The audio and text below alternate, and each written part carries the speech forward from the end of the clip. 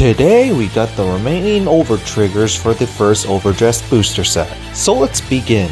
But first, cards from the last few days. First, let's start off with some Dragon Empire cards, with our first card being a double rare, Varina Arcus. Yes, another form of Varina in this set.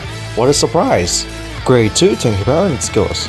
Overdress Trickstar and its skills. Auto, when this unit is placed on rear guard, if this card is in overdress state, cost counter +1, draw 2 cards, and this unit gets plus 5k power until the end of the turn.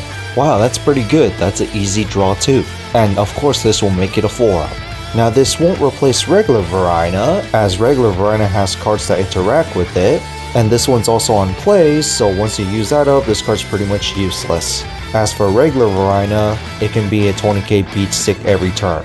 But still, you run both of them. Now I wonder what Valiant will be. Will it be a grade 3 that can overdress on top of Varina? That is a grade 2? Who knows? Next, a Blitz Order, Burn Bright Peer Prayers. It's a grade 2, and its skill is, if your damage zone has 3 or more cards, choose one of your units and it gets plus 15k power until the end of that battle. Wow, an easy accessible 15k shield. Definitely better than the Stokeaya one, only useless if you're at early game, so definitely worth teching in. Especially it's really hard to guard restrict order cards. And now for Brand Gate, we got double rare, Detonation Mutant Mobile Mine. Grade 1 AK power and skills. Auto rear guard at the end of the battle that this unit boosted, if your order zone has a set order, cost put this to your soul, countercharge 1. Wow, this card feels 2 resources. Soul and countercharge, definitely run for. Well, if you're playing a set order type deck, which currently our Brand Gate decks we got so far plays with set orders. Finally, for Keter Sanctuary stuff, our first card is a double rare, Painkiller Angel. Grade 1 AK power and skills. Auto rear guard at the end of the battle this unit boosts, costs Soul Blast 1, retire this unit and draw a card. Alright, not too bad for deck filtering, especially for sorcerers that could look at the top card of your deck. Next, a rare, Great Snake Witch Solaria. Grade 3, Dirty Power and skills. Auto, when this card is discarded from hand during your turn, cost Counterblast 1, Soul Blast 1, draw a card. Very nice card for Bastion. When you drag check a grade 3, at the end of the battle, you would actually want to use Bastion's discard, usually a discard of a grade 3, to stand one of your units, and this could be your discard fodder. So definitely worth running 4 of in your Bastion deck. Next, a common, Truth Reading Kokobeel. Grade 3, 30k power and its skills. Count Guardian, if your Vanguard is Apex Ruler Bastion, for every 2 grade 3 units, this unit gets plus 5k shield, and that also includes this unit. So guaranteed at least 5k shield, because this is a grade 3 along with Bastion. Your whole front row is most likely grade 3, so that's another 5k shield. So on average, 10k. Now for Bastion, since you're going to be running so many grade 3s, this might be a decent tech option. Although you will be sacrificing your offense because of it. So there might be some debates about running this card or not. Especially when you got Dark Strain Dragon that can make your grade 3s become boosters. And now we got a monthly booster roll promo for Dragon Empire, Drag Ritter Hardly. Grade 1 to 6k power, and its skills. Auto, when this unit is placed on rear guard, cost counterblast 1, choose one of your opponent's rear guards and retire it. For a grade 1 that can retire anything, that's pretty good. Especially when you're playing this in premium, that you can play this in every Dragon Empire deck and just tech it as 2 of, giving every Dragon Empire deck an access to retire something. And now for the Tuesday stream, here's the DSR Trickster. I honestly don't care about it. Now to the over triggers, our first card will be the Brand Gate one, Star Dragon DT of Infinitude, Eldo Breath. It has the standard over trigger stats of course, and its additional effect is double the power and critical of all your front row units until the end of the turn. And yes, this ability applies after you give the 100 million power, which is nice because you can run over triggers if you ever come to that. Now the only thing is, this is a pretty late game type card, which is how over triggers should be in my opinion. But the impact of giving all your front row units massive power and crit actually has a lot of game changes for your opponent, because they could have planned to guard no rear guards and suddenly they are kind of forced to.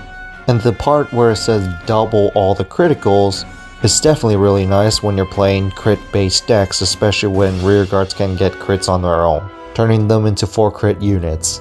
Yeah, that can be overwhelming. But still, it's a very late game card and it's only a 1 out of 46 chance.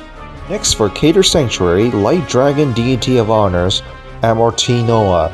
Of course, overtrigger stats and its additional effect is, until the end of turn, you can also perform drive checks for your rear guard's attacks. Holy shit, that's quite a lot of card advantage. Especially when you're playing a deck like Bastion where your whole front row is going to be grade 3 anyway. That's going to be a total of 6 additional drive checks, because Bastion's going to restand one of their rear guards most likely. And then if there's any decks that are Keter Sanctuary or United Sanctuary for premium that could have back row attackers, that's even more drive checks. And then it gets even worse in premium when you're playing this with Ultima, because Ultima could just stack this along with one stand trigger, giving you 2 more attacks on your rear guards that will also get some extra drive checks. And I really think Ultima should be choice restricted with this. So yeah, very strong for the late game. Finally, for Stokeaya, Swords Dragon deity of Blessings, Blessed Favor.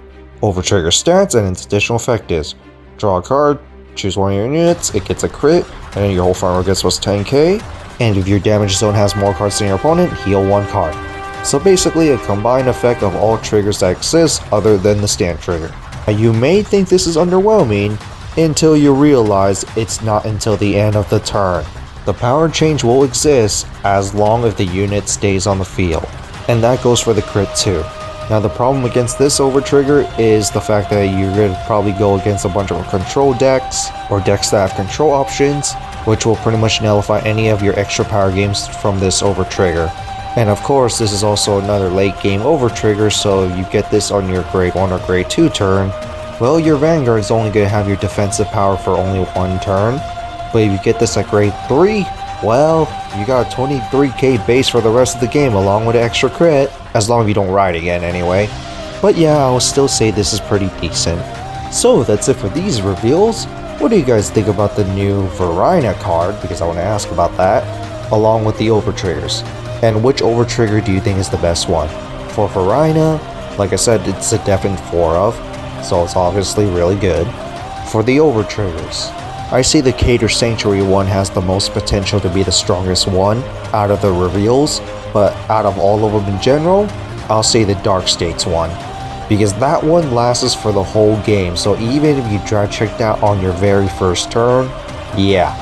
And the weakest one in my opinion is the Stokeaya, because I listed the problems where if you have your card removed, all the advantage that you gain from it pretty much has been lost. But that's just my opinion at least. But other than that, have a nice day.